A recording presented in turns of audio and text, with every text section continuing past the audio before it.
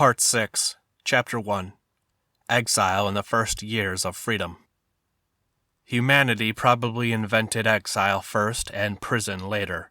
Expulsion from the tribe was, of course, exile.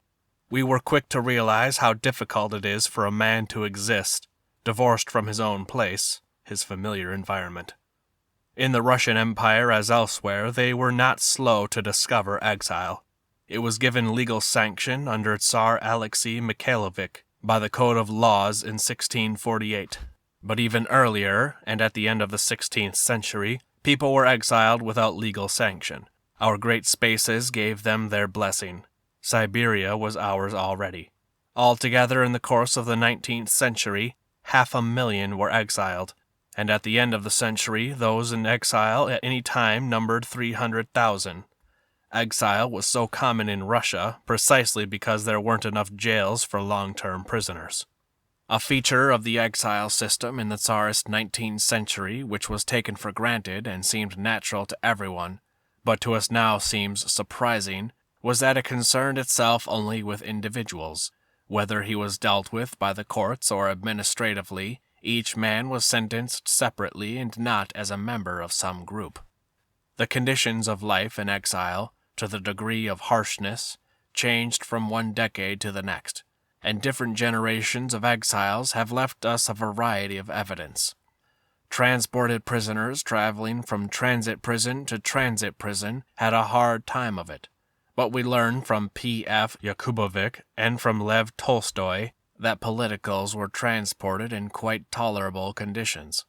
This mild treatment of exiles was not confined to socially distinguished or famous people.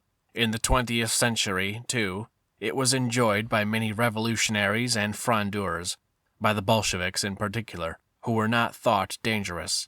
Stalin, with 4 escapees behind him, was exiled for a 5th time, all the way to Vologda.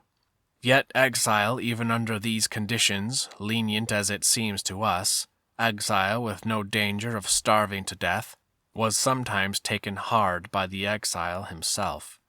Many revolutionaries recall how painful they found the move from prison, where they were assured of bread, warmth, shelter, and leisure for their universities and their party wrangles, to a place of exile, where you were all by yourself among strangers and had to use your own ingenuity to find food and shelter. Where there was no need to worry about these things, it was, so we are informed, by F. Kahn, for instance, still worse, the horrors of idleness. The most dreadful thing of all is that people are condemned to inactivity. Indeed, some of them even abandoned study for money-making, for trade, and some simply despaired and took to drink. Here we see that the threat of exile, of mere displacement, of being set down with your feet tied, has a somber power of its own, the power which even ancient potentates understood, and which Ovid long ago experienced. Emptiness, helplessness, a life that has no life at all. The revolution had scarcely taken its first steps on legs still infirm. It was still in its infancy when it realized that exile was indispensable. Let me quote verbatim Marshal Tcherkessevsky about the year 1921 in the province of Tambov. It was decided to organize large-scale deportation of the families of bandits, i.e. partisans, A.S. Extensive concentration camps were organized in which these families could be confined while waiting. Only the fact that it was so convenient to shoot people on the spot rather than carry them elsewhere, guard them and feed them on the way, resettle them and go on guarding them. Only this delayed the introduction of a regular exile system until the end of war communism. Soon after that, in 1922, a permanent exile commission was set up under the Commissariat of the Interior to deal with the socially dangerous persons. Thus, even in the early 20s, exile was a familiar and smoothly operating institution. Because people are so complacently gullible, the regime's intentions dawned on them slowly. The regime was simply not strong enough yet to eradicate all the unwanted at once. So for the time being, they were uprooted not from life itself, but from the memory of their fellows. There was, however, in the exile system one residual snag. the parasitical attitude of the exiles, who thought the state had an obligation to feed them. The Tsarist government did not dare to try compelling the exiles to increase the national product, and professional revolutionaries considered it beneath them to work. Lenin received, and did not refuse, his 12 rubles a month, and prices in Siberia were 1/2 or 1/3 those in Russia, so that the state's maintenance allowance for exiles was in fact overgenerous.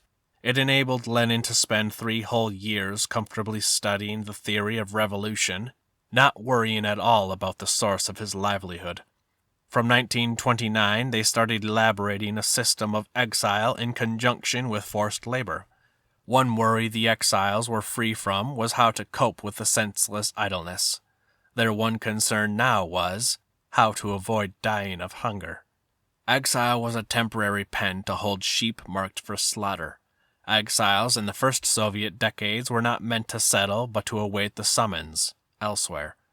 There were clever people, former people, and there were some simple peasants who already realized in the 20s all that lay before them. And when they reached the end of their first 3-year term, they stayed exactly where they were, in Archangel, for instance, just in case. Sometimes this helped them not to be caught under the knit comb again. This is what exile had become in our lifetime. You will see that we had heavier burdens than Ovid's homesickness to bear. End of Part 6, Chapter 1. Part 6, Chapter 2. The Peasant Plague. This chapter will deal with a small matter. 15 million souls, 15 million lives. They weren't educated people, of course. They couldn't play the violin. In the First World War, we lost in all 3 million killed. In the Second, we lost 20 million. So Khrushchev said. According to Stalin, it was only 7 million. Was Nikita being too generous? Or couldn't Iosif keep track of his capital? All those odes, all those obelisks and eternal flames, those novels and poems. For a quarter of a century, all Soviet literature had been drunk on that blood. But about the silent, treacherous plague which starved 15 million of our peasants to death, choosing its victims carefully and destroying the backbone and mainstay of the Russian people, about that plague there are no books. Our country, as well as our European neighbors, keep silent about the 6 million people who were subsequently starved to death during the famine artificially brought about by the Bolsheviks. In the prosperous Poltava region, corpses were left lying around in the villages, on the roads, and in the fields. It was impossible to walk through the groves near the stations. The stench of rotting corpses, among those of babies, would make one faint. The situation was perhaps most horrible in the Kuban region. In many places in the Belorussia, special crews had to be brought in from other regions to collect the corpses. Those on the spot who were still alive were too few to bury the dead. No bugle bid our hearts beat faster for them. Not even the traditional 3 stones marked the crossroads where they went in creaking carts to their doom. Our finest humanists, so sensitive to today's injustices, in those early years only nodded approvingly. Quite right, too, that's just what they deserve. It was all kept very dark, every stain carefully scratched out, every whisper swiftly choked. Where did it all start? With the dogma that the peasantry is petit bourgeois, and who in the eyes of these people is not petit bourgeois, in their wonderfully clear-cut scheme, apart from factory workers, not the skilled workers, though, and big-shot businessmen, all the rest, the whole people, peasants, office workers, actors, airmen, professors, students, doctors, are nothing but the petite bourgeoisie. Or did it start with a criminal scheme in high places to rob some and terrorize the rest? From the last letters of which Korolenko wrote to Gorky in 1921, just before the former died and the latter emigrated, we learn that this villainous assault on the peasantry had begun even then, and was taking almost the same form as in 1930. But as of yet their strength did not equal their impudence, and they backed down. The devastating peasant plague began, as far as we can judge, in 1929. The compilation of murder lists, the confiscations, the deportations. But only at the beginning of 1930, after rehearsals were complete and the necessary adjustments made, was the public allowed to learn what was happening. In the decision of the Central Committee of the party dated January 5th, the party is justified in shifting from a policy of restricting the exploiting tendencies of the kulaks to a policy of liquidating the kulaks as a class. The savage law of the Civil War, 10 for every one, 100 for every one, was reinforced. To my mind, an un-Russian law. Where will you find anything like it in Russian history? For every activist, which usually meant big-mouthed loafer, A.Y. Olenev is not the only one to recall that thieves and drunkards were in charge of the dekulakization. For every activist killed in self-defense, hundreds of the most industrious, enterprising, and level-headed peasants, those who should keep the Russian nation on an even keel, were eliminated. Yells of indignation. What's that? What do you say? What about the bloodsuckers? Those who squeezed their neighbors dry? Take your loan and pay me back with your hide? I suppose that bloodsuckers were a small part of this whole number. But were all the bloodsuckers among them? And were they bloodsuckers born, we may ask? Bloodsuckers through and through, or was it just that all wealth and all power corrupts human beings? If only the cleansing of mankind, or of a socialist state, were so simple. But if they had cleansed the peasantry of heartless bloodsuckers with their fine-toothed iron comb, cheerfully sacrificing 15 millions for the purpose, whence all those vicious fat-bellied rednecks who preside over the collectivized villages and district party committees today, those pitiless oppressors of lonely old women and all defenseless people, how was the root of this predatory weeding missed during kulakization? Surely, heaven help us, they can't have sprung from the activists.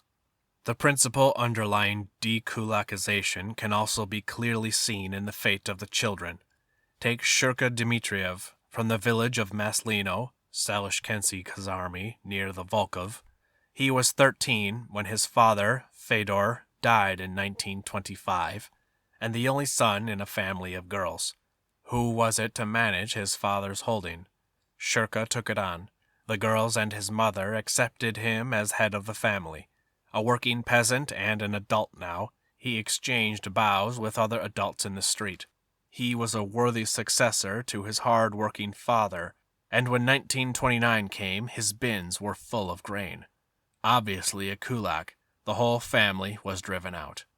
Adamova Sliosberg has a moving story about meeting a girl called Motya, who was jailed in 1936 for leaving her place of banishment without permission to go to her native village, Sletovido, near Tarusa, 2,000 kilometers on foot.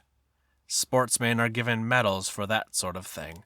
She had been exiled with her parents in 1929 when she was a little schoolgirl, and deprived of schooling forever. Her teacher's pet name for her was Motya, our little Edison. The child was not only an excellent pupil, but had an inventive turn of mind, had rigged up some sort of turbine worked by a stream, and invented other things for the school. After 7 years, she felt an urge to look just once more at the log walls of her unattainable school, and for that, little Edison went to prison and then to a camp. Did any child suffer such a fate in the 19th century? Every miller was automatically a candidate for dekulakization. And what were the millers and blacksmiths but the Russian village's best technicians? Let us look at one village blacksmith. In fact, we'll start with his father, as personnel departments like to do. His father, Gordai Vasilievich, served for 25 years in the Warsaw garrison, and earned enough silver to make a tin button. This soldier, with 25 years' service, was denied a plot of land. He had married a soldier's daughter while he was in the garrison, and after his discharge he went to his wife's native place, the village of Barsuki in the Krasensky district. The village got him tipsy, and he paid off his tax arrears with half his savings. With the other half he leased a mill from a landowner, but quickly lost the rest of his money in this venture. He spent his long old age as a herdsman and a watchman. He had 6 daughters, all whom he gave in marriage to poor men, and an only son, Tryphon. Their family name was Tvardovsky. The boy was sent away to serve in a haberdasher's shop, but fled back to Barsuki and found employment with the Molchanovs, who had the forge. After a year as an unpaid laborer and 4 years as an apprentice, he became a smith himself, built a wooden house in the village of Zagorai, and married. 7 children were born, among them Alexander the poet. And no one is likely to get rich from a forge. The oldest son, Constantine, helped his father. If they smelted and hammered down from dawn to the next day, they could make 5 excellent steel axes. But the smiths of Roslava and their presses and their hired workmen undercut their price. In 1929, their forge was still wood-built, and they had only 1 horse. Sometimes they had a cow and a calf, sometimes neither a cow nor calf. And besides all this, they had 8 apple trees. You can see what bloodsuckers they were. The peasant land bank used to sell mortgaged estates on deferred payments. Tryphon Tavarsky had taken 11 dissectons of wasteland, all overgrown with bushes, and the year of the plague found them still sweating and straining to clear it. They had brought 5 dissectons into cultivation, and the rest they abandoned to the bushes. The collectivizers marked them down for dekulakization. There were only 15 households in the village, and somebody had to be found. They assessed the income from the forge at a fantastic figure, imposed a tax beyond the family's means, and when it was not paid on time, "Get ready to move, you damned kulaks, you." If a man had a brick house in a row of log cabins, or 2 stories in a row of 1-story houses, there was your kulak. Get ready, you bastard, you've got 60 minutes. There aren't supposed to be any brick houses in the Russian village. There aren't supposed to be 2-story houses. Back to the cave, you don't need a chimney for your fire. This is our great plan for transforming the country. History has never seen the like of it. But we still have not reached the innermost secret. The better off were sometimes left where they were, provided they joined the kolkhoz quickly, while the poor obstinate peasant who failed to apply was deported. This is very important, the most important thing. The point of it all was not to dekulakize, but to force the peasants into the kolkhoz. Without frightening them to death, there was no way of taking back the land which the revolution had given them, and planting them on the same land as serfs. It was a second civil war, this time against the peasants. It was indeed the great turning point, or as the phrase had it, the great break. Only we are never told what it was that broke. It was the backbone of Russia. We can find described in books, or even see in films, barns and pits in the ground, full of grain hoarders by bloodsuckers. What they won't show is the handful of belongings earned in a lifetime of toil. The livestock, the utensils, things as close to the owner as her own skin, which a weeping peasant woman is ordered to leave forever. What they will not show us are the little bundles with which the family are allowed onto the state's cart. We shall not learn of that in the Tvardsky house. When the evil moment came, there was neither a suet nor bread. Their neighbor Kuzma saved them. He had several children and was far from rich himself, but brought them food for the journey. The journey itself, the peasants' via crucis, is something which our socialist realists do not describe at all. Get them aboard, pack them off, and that's the end of the story. Episode concluded. 3 asterisks, please. They were loaded onto carts, if they were lucky enough to be taken in the warm months, but it might be onto sledges in a cruel frost, with children of all ages, babes in arms as well. In February 1931, when hard frosts were interrupted only by blizzards, the strings of carts rolled endlessly through the village of Koshinevo, Novosibirsk Oblast, flanked by convoy troops, emerging from the snowbound steppe and vanishing into the snowbound steppe again. Even going into a peasant hut for a warm-up required special permission from the convoy, which was only given for a few minutes, so as to not hold up the cart train.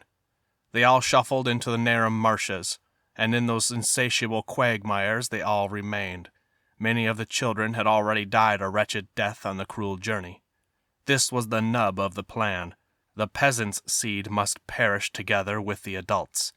Since Herod was no more, only the vanguard doctrine had shown us how to destroy utterly, down to the very babes. Hitler was a mere disciple, but he had all the luck. His murder camps have made him famous, whereas no one has any interest in ours at all. It is hard to believe in such cruelty. On a winter evening out in the taiga, they were told, "You've arrived. Can human beings really behave like this? Well, they're moved by day, so they arrive at nightfall. That's all there is to it. Hundreds and hundreds of thousands were carried into the wild and dumped down like this. Old men, women, children, and all." As the plague approached in 1929, all the churches in Archangel were closed. They were due to be closed anyway, but the very real need for somewhere to put the de-kulakized hurried things along. As the plague approached in 1929, all the churches in Archangel were closed. They were due to be closed anyway, but the very real need for somewhere to put the de-kulakized hurried things along. Great streams of deported peasants poured through Archangel, and for a time the whole town became one big transit prison. Many tiered sleeping platforms were put up in the churches, but there was no heat. Consignment after consignment of human cattle was unloaded at the station, and with the dogs barking around them, the bast shod went sullenly to a church and bed of planks. Then a boy, would never forget one peasant walking along with a shaft bow around his neck. He had been hurried away before he could decide what would be most useful. Another man carried a gramophone with a horn. Cameramen, there's work for you in this. In the church of the presentation, an 8-tiered bed platform which was not fastened to the wall collapsed in the night and several families were crushed. Their cries brought troops rushing to the church. This was how they lived in that plague-stricken winter. They could not wash. Their bodies were covered with festering sores. Spotted fever developed. People were dying. Strict orders were given to the people of Archangel not to help the special resettlers, as the deported peasants were now called. Dying peasants roamed the town, but no one could take a single one of them into his home, feed him, or carry tea out to him. The militia seized local inhabitants who tried to do so and took away their passports. A starving man would stagger along the street, stumble, fall, and die. But even the dead could not be picked up. Besides the militia, plainclothesmen went around on the lookout for acts of kindness. At the same time, market gardeners and livestock breeders from areas near big towns were also being expelled. Whole villages at a time. Once again, what about the theory that they were supposed to arrest exploiters only? And the residents of Archangel themselves dreaded deportation. They were afraid even to stop and look down at a dead body. The plight of these peasants differed from that of all previous and subsequent Soviet exiles in that they were banished not to a center of population, a place made to be habitable, but to the haunt of wild beasts, into the wilderness, to man's primitive condition. No, worse. Even in their primeval state, our forebears at least chose places near water for their settlements. For as long as mankind had existed, no one ever made his home elsewhere. But for the special settlements, the Cheka, not the peasants themselves, they had no right of choice, chose places on stony hillsides. 3 or 4 kilometers off there might be a convenient water meadows, but no, according to the instructions, no one was supposed to settle there. So the hay fields were dozens of kilometers away from the settlement, and the hay had to be brought in by boat. Sometimes the settlers were bluntly forbidden to sow grain crops. What they should grow was also determined by the Cheka. Yet another thing we townfolk do not understand, what it means to have lived from time immemorial with animals. A peasant's life is nothing without animals, and here he was condemned for many years never to hear neighing or lowing or bleating, never to saddle, never to milk, never to fill a trough. On the river Kulam in Siberia, the special settlement of Kuban Cossacks was encircled with barbed wires and towers were put up, as though it were a prison camp. Everything necessary seemed to have been done to ensure that these odious work fiends should die off quickly and rid our country of themselves and of bread. Indeed, many such settlements died off to a man. Where they once stood, chance wayfarers are gradually burning what is left of the huts and kicking the skulls out of sight. No Genghis Khan ever destroyed so many peasants as our glorious Organs, under the leadership of the party. Take, for instance, the Vasyugin tragedy.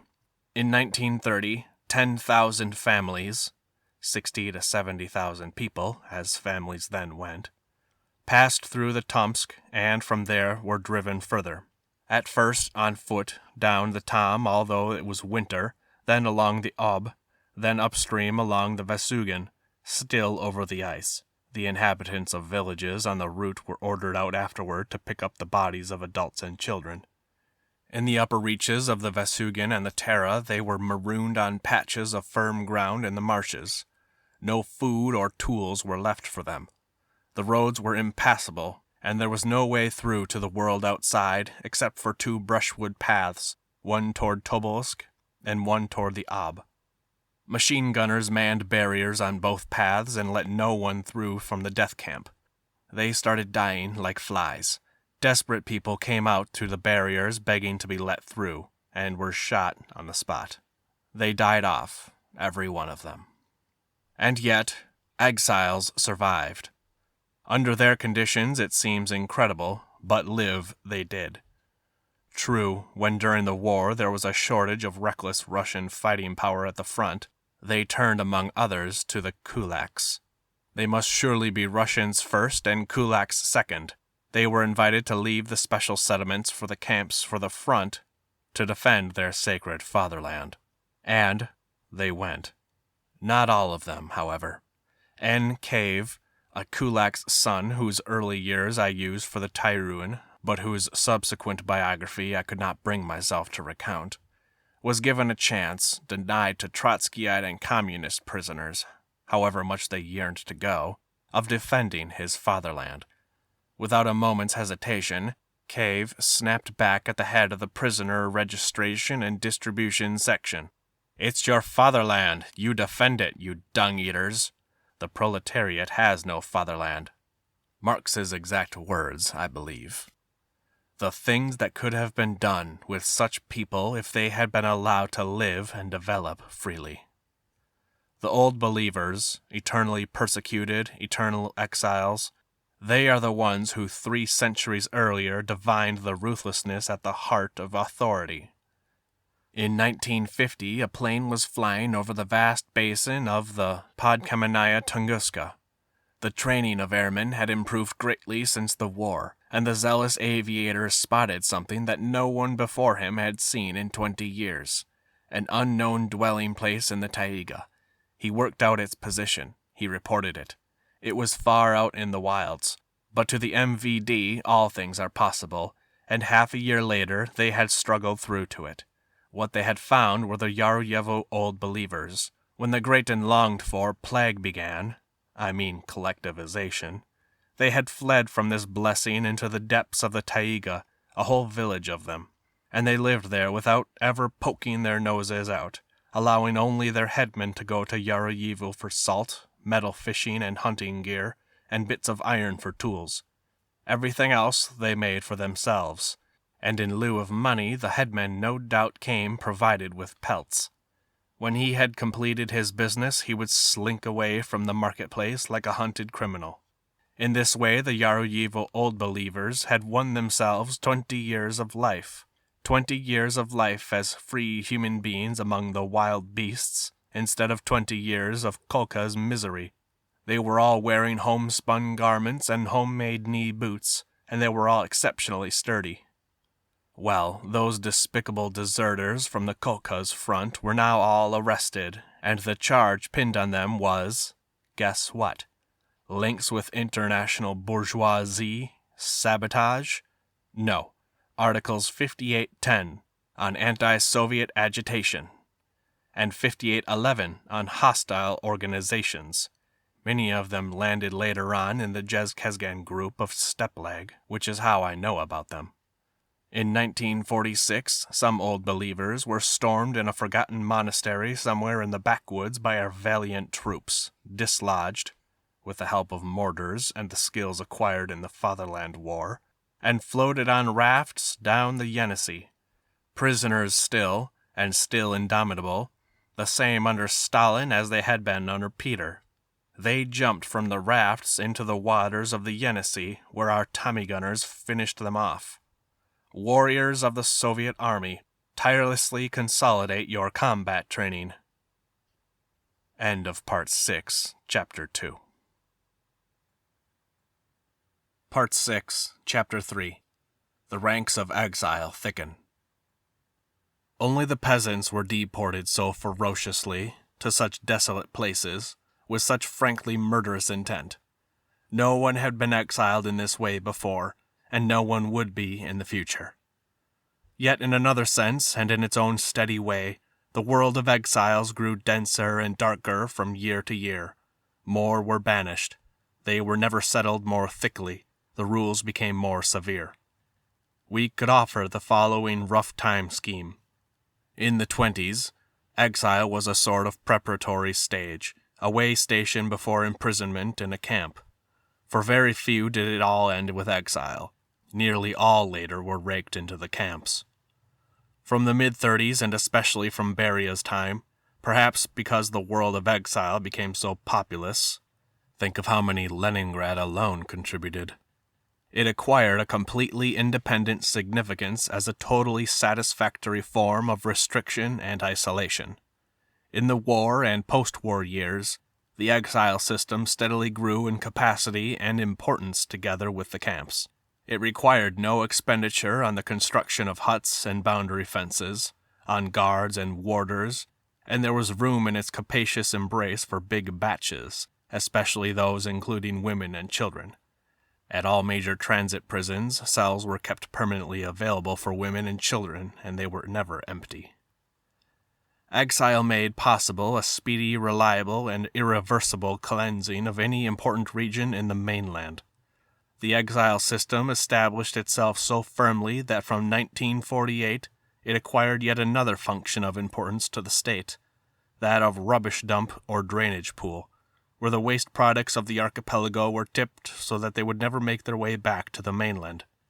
In spring 1948, this instruction was passed down to the camps. At the end of their sentences, 58s, with minor exceptions, were to be released into exile.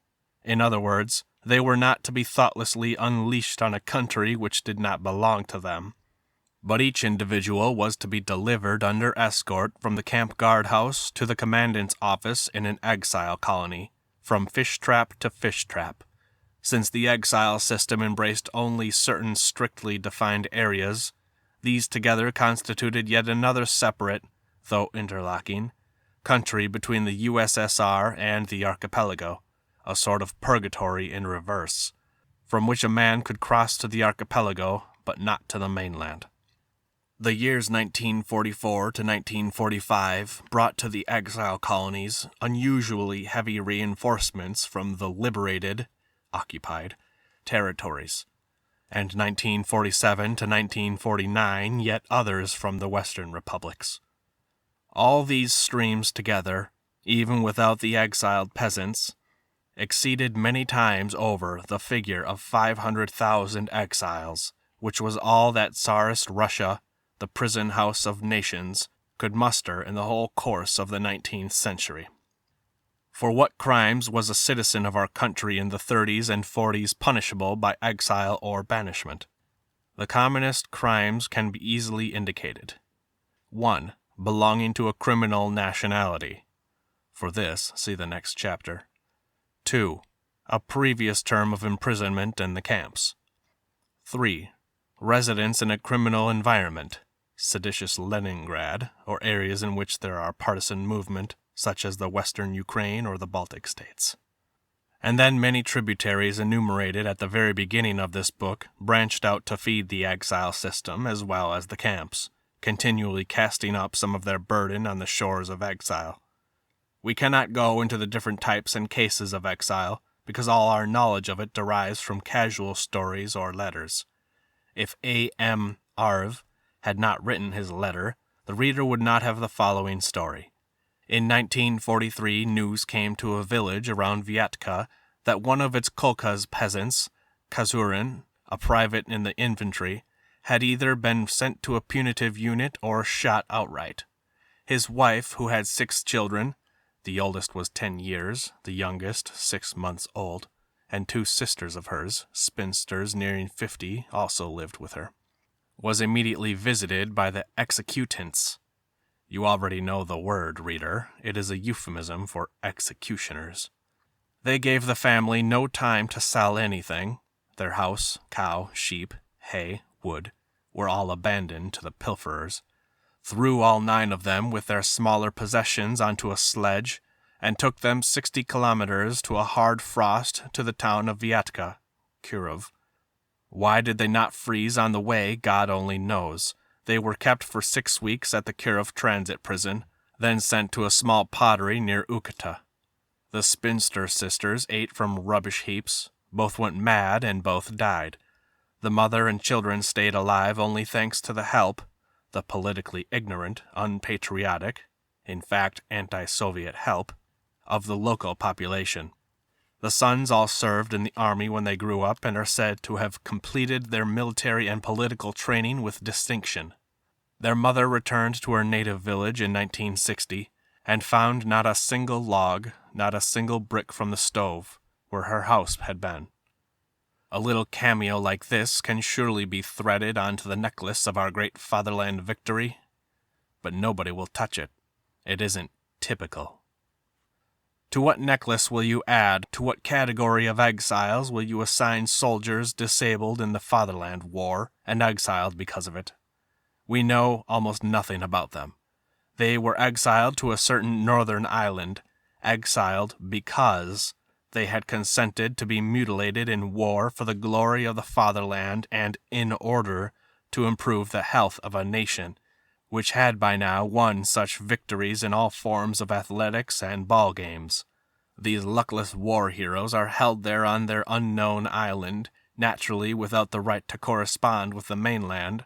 A very few letters break through, and this is how we know about it, and naturally on the meager rations, because they cannot work hard enough to warrant generosity. I believe they are still living out their days there. End of Part 6, Chapter 3. Part 6, Chapter 4. Nations in Exile.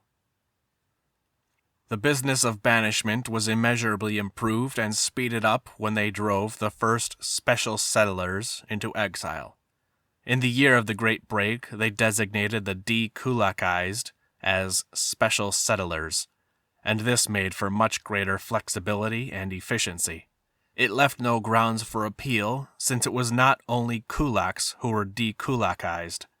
Call them special settlers, and no one can wriggle free.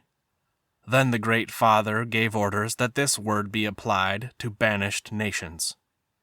Even he was slow to realize the value of his discovery. His first experiment was very cautious.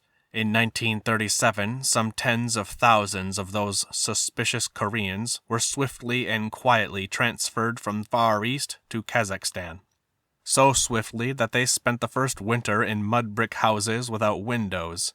Where would all that glass have come from? And so quietly that nobody except the neighboring Kazakhs learned of this resettlement. No one who counted let slip a word about it. No foreign correspondent uttered a squeak. He liked it. He remembered it. And in 1940 the same method was applied on the outskirts of Leningrad, cradle of the revolution. But this time the banished were not taken at night and at bayonet point. Instead, it was called a triumphal send-off to the newly conquered Karelo-Finnish Republic. At high noon, with red flags flapping and brass bands braying, the Leningrad Finns and Estonians were dispatched to settle their new native soil. These were mere trial runs. Only in July 1941 did the time come to test the method at full power. The autonomous and, of course, traitorous Republic of the Volga Germans, with its twin capitals, Engels and Markstadt, had to be expunged and its population hurled somewhere well to the east in a matter of days. Here, for the first time, the dynamic method of exiling whole peoples was applied in its purity, and how much easier, how much more rewarding it proved to use a single criterion, that of nationality, rather than all those individual interrogations and decrees each naming a single person. As for the Germans seized in other parts of Russia, and every last one was gathered in, local NKVD officers had no need of higher education to determine whether a man was an enemy or not. If the name's German, grab him. The system had been proved and perfected, and henceforward would fasten its pitiless talons on any nation pointed out to it, designated and doomed as treacherous, and more adroitly every time. The Chechens, the Ingush, the Karachai, the Balkars, the Kalmyks, the Kurds, the Crimean Tatars, and finally the Caucasian Greeks. What made the system particularly effective was that the decision taken by the father of the peoples was made known to a particular people not in the form of verbose legal proceedings, but by means of a military operation carried out by modern motorized infantry. Armed divisions enter the doomed people's locality by night and occupy key positions. The criminal nation wakes up and sees every settlement ringed with machine guns and automatic rifles, and they are given 12 hours to get ready whatever each of them can carry in his hands. Then each of them is made to sit cross-legged in the back of a lorry like a prisoner. Old women, mothers with babies at the breast, sit down, all of you, you heard the order. And the lorries travel under escort to the railway station. From there, prison trains take them to a new place. Neatness and uniformity. That is the advantage of exiling whole nations at once. No special cases, no exceptions, no individual protests. They all go quietly, because they're all in it together. All ages and both sexes go, and that leaves something to be said. Those still in the womb go too, and are exiled unborn by the same decree. Yes, children not yet conceived go into exile, for it is their lot to be conceived under the high hand of the same decree, and from the very day of their birth, whatever that obsolete and tiresome Article 35 of the Criminal Code may say, sentence of exile cannot be passed on persons under 16 years of age. From the moment they thrust their heads out into the light, they will be special settlers, exiles in perpetuity. Their coming of age, their 16th birthdays, will be marked only by the first of their regular outings to report at the MVD post. All that the exiles have left behind them, their houses, wide opened and still warm, their belongings lying in disorder, the homes put together and improved by 10 or even 20 generations, passed without differentiation to the agents of the punitive organs, then some more of it to the state, some to neighbors belonging to more fortunate nations, and nobody will write to complain about the loss of a cow, a piece of furniture, or some crockery. The only crack in the principle of uniformity was made by mixed marriages. Not for nothing has our socialist state always been against them. When the Germans, and later the Greeks, were exiled, spouses belonging to other nationalities were not sent with them, but this caused a great deal of confusion, and left the foci of infection in places supposedly sterilized, like those old Greek women who came home to their children to die. Where were the exiled nations sent? Kazakhstan was much favored, and there, together with the ordinary exiles, they formed more than half the republic's population, so that it could aptly be called Kazakhstan. But Central Asia, Siberia, where very many Kalmyks perished along the Yenisei, the northern Urals, and the northern European areas of the USSR, all received their fair share.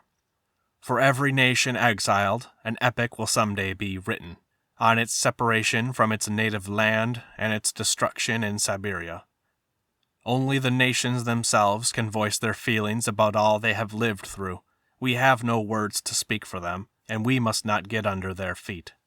The tedium of it all. Nothing but the same thing over and over again. At the very beginning of this Part 6, we appeared to be discussing something new. Not the camps, but the exile system. And this chapter made a fresh start. Our theme was no longer the administrative exiles, but the special settlers. Yet, we are back where we started. Must we, and if so, how often must we repeat ourselves again and again and again, tell the story of other and different exile colonies, in other places, at other periods, people by other exiled nations? And if so, which? End of Part 6, Chapter 4. Part 6, Chapter 5. End of sentence. In 8 years of prison and prison camp, I had never heard anyone who had experienced exile say a good word about it. But from his first days in jail, under investigation and in transit, simply because the 6 flat stone surfaces of a cell press in on him too closely, the dream of exile burns like a secret light in the prisoner's mind, a flickering iridescent mirage, and the wasted breasts of prisoners on their dark bunks heave in sighs of longing. If only they would sentence me to exile.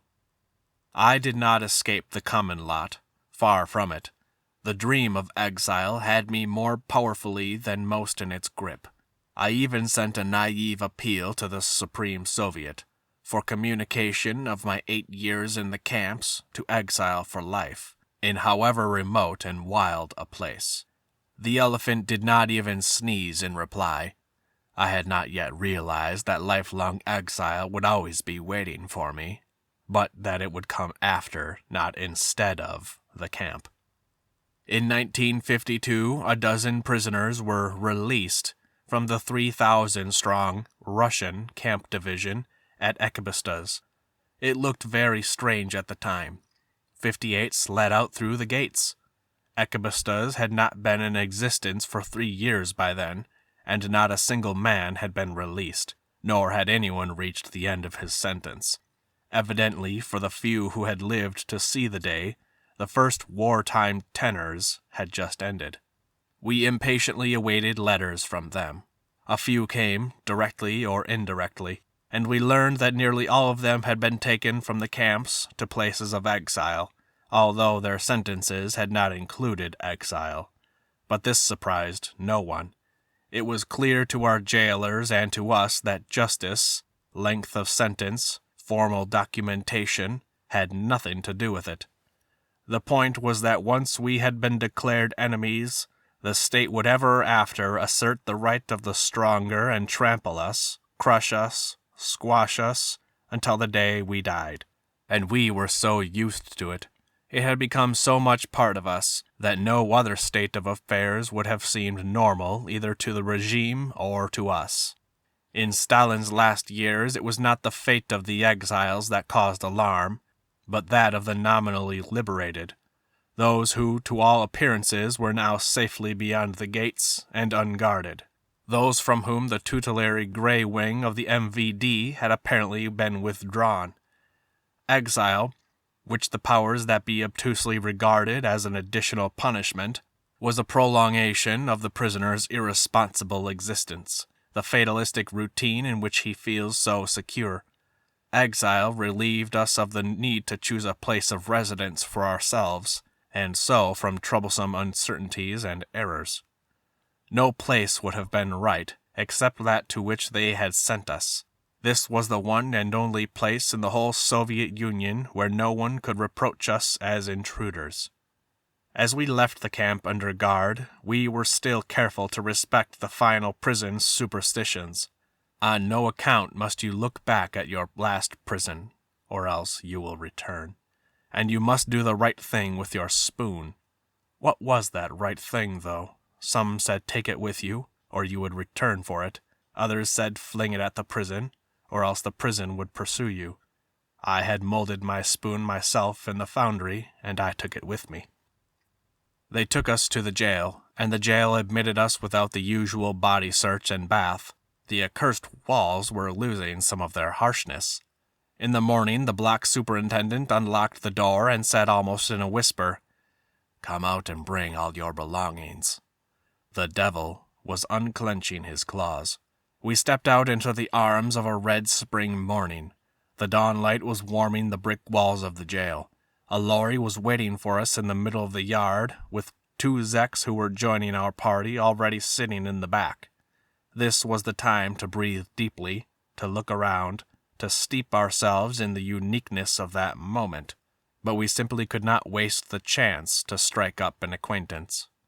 In the morning they sent up a lorry, and the same escort, after a night out of the barracks, came to fetch us.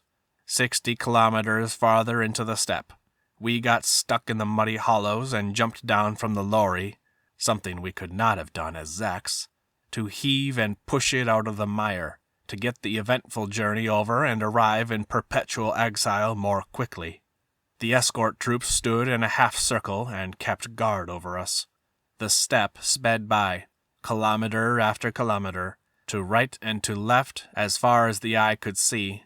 There was nothing but harsh, gray, inedible grass, and only very occasionally a wretched Kazakh village framed with trees. At length the tops of a few poplars, Kokterek means green poplar, appeared ahead of us over the curve of the steppe. We had arrived. The lorry sped between Chechen and Kazakh adobe huts, raising a cloud of dust and drawing a pack of indignant dogs in pursuit. Amiable donkeys with little carts made way for us, and from one yard a camel turned slowly and contemptuously to look at us. There were people, too, but we had eyes only for the women, those unfamiliar, forgotten creatures. Look at that pretty dark girl in the doorway, shading her eyes with her hand to watch our lorry pass. Look at those 3 walking together in flowery red dresses, not one of them Russian. This is all right. We shall find wives for ourselves yet. Directly across the street from the MGB stood an amazing building, 1 story, yet quite high. 4 Doric columns solemnly upheld a false portico. At the foot of the columns there were 2 steps faced with smooth stone, and over all this there was a blackened straw roof. My heart could not help beating faster. It was a school. A 10-year school. Stop pounding. Be quiet, you nuisance. That building is nothing to you. Crossing the main street to the magic gate goes a girl with waved hair, neatly dressed in a little wasp-waisted jacket. Surely she is walking on air. She is a teacher. She is too young to have graduated from an institute. She must have attended a 7-year school and then a teacher's training college. How I envy her. What a gulf there is between her and a common laborer like me. We belong to different estates, and I would never dare to walk arm in arm with her. The commandants were easygoing and allowed us exiles to spend the night not in a locked room, but out in the yard, on hay. A night under the open sky. We had forgotten what it was like. There had always been locks and bars, always walls and ceilings. It was only the 3rd of March, but there was not the slightest chill in the night air. It was still almost summery, as it had been in the daytime. Again and again the braying of donkeys rose over the sprawling town of Kokterek, long drawn out and passionate, telling the she-asses of their love, of the ungovernable strength flooding their bodies. Some of the braying was probably the she-asses answering. I cannot sleep. I walk and walk and walk in the moonlight. The donkeys sing their song. The camels sing. Every fiber in me sings. I am free. I am free. In the end I lie down beside my comrades, on some hay under the open-sided shelter. 2 steps away from us, horses stand at their mangers, peacefully chomping hay all night long. Surely there could be no sweeter, no more friendly sound on this first night of freedom. Champ away, you mild, inoffensive creatures. Next day we were allowed to move into private lodgings. I found myself a hen-house to suit my pocket, with a single bleary window and such a low roof that even where it was highest, in the middle, I could not sit upright. Give me a low-roofed cottage, I once wrote in prison, dreaming of exile. It was not very pleasant, all the same, not being able to raise my head. Still, it was a little house of my own. The floor was earthen. I put my padded camp vest on it, and there was my bed. I had no oil lamp as yet. I had nothing. An exile must select and buy every single thing he needs, as though he has just landed on this earth. But I did not feel the want of it. All those years in our cells and our huts, the state's electricity had seared our souls, and now darkness was bliss. Even darkness can be an element of freedom. What more could I desire? But the morning of March 6th surpassed anything that I could have wished for. Chadova, my elderly landlady, an exile from Novgorod, whispered because she dare not say it out loud. "Go and listen to the radio. I'm afraid to repeat what I've just heard." Something told me to do as she said. I went over to the central square. A crowd of perhaps 200 people, a lot for Kokterek, huddled around the post under the loudspeaker and the sullen sky. Before I could make out what the announcer was saying, he spoke with a histrionic catch in his voice. Understanding dawned on me. This was the moment my friends and I had looked forward to even in our student days. The moment for which every Zek in Gulag, except the Orthodox Communists, had prayed. He's dead. The Asiatic dictator is dead. The villain has curled up and died. I could have howled with joy there by the loudspeaker. I could have even danced a wild jig. But alas, the rivers of history flow slowly. My face, trained to meet all occasions, assumed a frown of mournful attention. For the present, I must pretend, go on pretending as before. All the same, my exile had begun with magnificent auguries. End of Part 6, Chapter 5. Part 6, Chapter 6. The Good Life in Exile. This autobiographical chapter records Solzhenitsyn's experiences during his time of internal exile in Kazakhstan, his school teaching, his writing, his thoughts at that time. End of Part 6, Chapter 6. Part 6, Chapter 7. Zeks at Liberty. We have had a chapter in this book on arrest. Do we need one now called release? Of those on whom the thunderbolt of arrest at one time or another fell, I shall speak only of 58s. I doubt whether a fifth, I should like to think that an eighth, lived to experience this release. And anyway, release is surely something everybody understands. It has been described so often in world literature, shown in so many films. Unlock my dungeon, out into the sunshine, the crowd goes wild, open-armed relatives. But there is a curse on those released under the joyless sky of the archipelago, and as they move into freedom, the clouds will grow darker. Only in its long-windedness, its leisureliness, its otiose flourishes. What need has the law to hurry now? Does release differ from the lightning stroke of arrest? In all other respects, release is arrest all over again. The same sort of punishing transition from state to state, shattering your breast, the structure of your life and your ideas, and promising nothing in return. Because in this country, whenever someone is released, somewhere an arrest must follow. The space between two arrests. That is what release meant throughout the 40 pre-Khrushchev years. A lifebelt thrown between two islands. Splash your way from camp to camp. The walk from one camp boundary to the next. That's what is meant by release.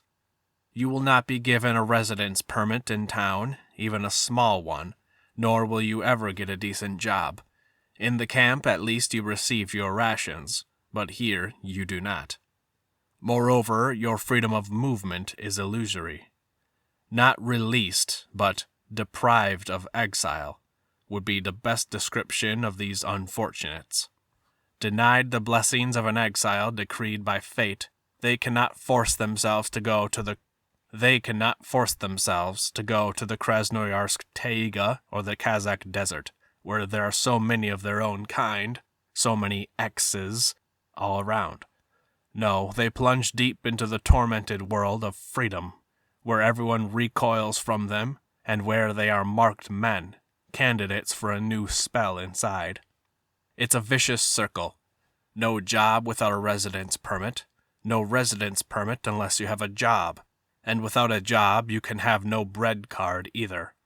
Former Zeks did not know the rule that the MVD is required to find them work, and those who did know were afraid to apply in case they were put back inside. You may be free, but your troubles are only beginning. But on the Kalima there was really not much choice. They hung on to people. The discharged Zek immediately signed a voluntary undertaking to go on working for Dalstroy. Permission to leave for the mainland was even harder to obtain than your discharge. Just as a common illness develops differently in different people, the effects of freedom upon us varied greatly. Its physical effects, to begin with. Some had overstrained themselves in the fight to end their time in the camps alive.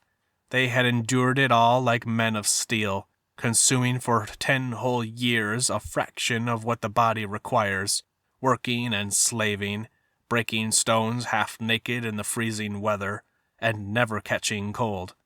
But once their sentence was served, once the inhuman pressure from outside was lifted, the tension inside them was also slackened. Such people are destroyed by a sudden drop in pressure. The giant Cholpanyov, who had never caught a cold in 7 years as a lumberjack, contracted a variety of illnesses once he was freed. There used to be a saying, the hard times brace you, and the soft times drive you to drink. Sometimes a man's teeth would all fall out in a year. Sometimes he would grow old overnight. Another man's strength would give out as soon as he got home, and he would die burned out. Yet there were others who took heart when they were released. For them, it was time to grow younger and spread their wings. It comes as a sudden revelation. Life, after all, is so easy when you're free. There, on the archipelago, the force of gravity is quite different. Your legs are as heavy as an elephant's, but here they move as limbly as a sparrow's. All the problems which tease and torment men who have always been free we solve with a single click of the tongue. We have our own cheerful standards. Things have been worse. Things used to be worse, so now everything is quite easy. We never get tired of repeating it. Things have been worse. Things have been worse. But the pattern of a man's future may even be more firmly drawn by the emotional crisis which he undergoes at the moment of release. This crisis can take very different forms. Only on the threshold of the guardhouse do you begin to feel that what you are leaving behind you is both your prison and your homeland. This was your spiritual birthplace, and a secret part of your soul will remain here forever, while your feet trudge on into the dumb and unwelcoming expanse of freedom. The camps bring out a man's character, but so does release. This is how Vera Alexeyevna Kornaiva, whom we have met before in our story, took leave of a special camp in 1951. The 5-meter gates closed behind me, and although I could hardly believe it myself, I was weeping as I walked out into freedom. Weeping for what? I felt as though I had torn my heart away from what was dearest and most precious to it, from my comrades in misfortune. The gates closed, and it was all finished. I should never see those people again, never receive any news from them. It was as though I had passed on to the next world. To the next world, release as a form of death. Perhaps we had not been released. Perhaps we had died to begin a completely new life beyond the grave, a somewhat ghostly existence, in which we cautiously felt the objects about us, trying to identify them. It was as though our freedom was stolen, not authentic. Those who felt like this seized their scrap of stolen freedom and ran with it to some lonely place. While in the camp, almost all my closest comrades thought, as I did, that if ever God allowed us to leave the camp alive, we would not live in towns or even in villages, but somewhere in the depths of the forest. We would find work as foresters, rangers, or failing that, as herdsmen, and stay as far away as we could from people, politics, and all the snares and delusions of the world. V. Pospelov. For some time after he discharged, Avenir Borisov shunned other people and took refuge in the countryside. I felt like hugging and kissing every birch tree, every poplar. The rustle of fallen leaves, I was released in autumn, was like music to me, and tears came to my eyes. I didn't give a damn that I only got 500 grams of bread. I could listen to the silence for hours on end, and read books too. Any sort of work seemed easy and simple now that I was free. The day flew by like hours. My thirst for life was unquenchable. If there is any happiness in the world at all, it is certainly that which comes to any Zek in the first year of his life as a free man. It is a long time before people like this want to own anything. They remember that property is easily lost, vanishes into thin air. They have an almost superstitious aversion to new things, go on wearing the same old clothes, sitting on the same old broken chairs. One friend of mine had furniture so rickety that there was nothing you could safely sit or lean on. They made a joke of it. This is the way to live, between camps. His wife had also been inside. But people vary, and many crossed the line to freedom with quite different feelings, especially in the days when the Cheka KGB seemed to be closing its eyes a little. Hurrah, I'm free! One thing I solemnly swear, never to land inside again. Now I'm going all out to make up for what I've missed. For 2 centuries, Europe had been prating about equality, but how very different we all are. How unlike are the furrows life leaves on our souls. We can forget nothing in 11 years, or forget everything the day after. Each year on the anniversary of my arrest, I organize myself a Zek's Day. In the morning, I cut off 650 grams of bread, put 2 lumps of sugar in a cup, and pour hot water on them. For lunch, I ask them to make me some broth and a ladleful of thin mush, and how quickly I get back to my old form. By the end of the day, I am already picking up crumbs to put in my mouth and licking the bowl. The old sensations start up vividly.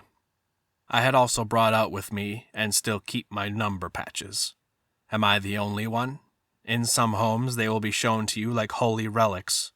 Associations of former Zeks gather once a year, varying the place from time to drink and reminisce. And strangely enough, says V.P. Gulletson, the pictures of the past conjured up are by no means all dark and harrowing. We have many warm and pleasant memories. Another normal human characteristic, and not the worst. My identification number in camp began with Yuri, V. L. Ginsburg rapturously informs me, and the passport they issued to me was the ZK series. You read it and feel a warm glow. No, honestly, however many letters you receive, those from Zeks stand out unmistakably. Such extraordinary toughness they show, such clarity of purpose combined with such vigor and determination. In our day, if you get a letter completely free from self-pity, genuinely optimistic, it can only be from a former Zek. They are used to the worst the world can do, and nothing can depress them. I am proud to belong to this mighty race. We were not a race, but they made us one. They forged bonds between us, which we, in our timid and uncertain twilight, where every man is afraid of every other, could never have forged for ourselves. The Orthodox and the Stoolies automatically removed themselves from our midst when we were freed. We need no explicit agreement to support each other. We no longer need to test each other. We meet, look into each other's eyes, exchange a couple of words, and what need for further explanation? We are ready to help each other out. Our kind has friends everywhere, and there are millions of us. Freedom has something else in store for the former convicts. Reunion with family and friends. Reunion of fathers with sons, of husbands with wives. And it is not often that good comes of these reunions. In the 10 or 15 years lived apart from us, how could our sons grow in harmony with us? Sometimes they are simply strangers. Sometimes they are enemies. Nor are women who wait faithfully for their husbands often rewarded. They have lived so long apart, long enough for a person to change completely, so that only his name is the same. His experience and hers are too different, and it is no longer possible for them to come together again. This is a subject which others can make into films and novels, but there is no room for it in this book. End of Part 6.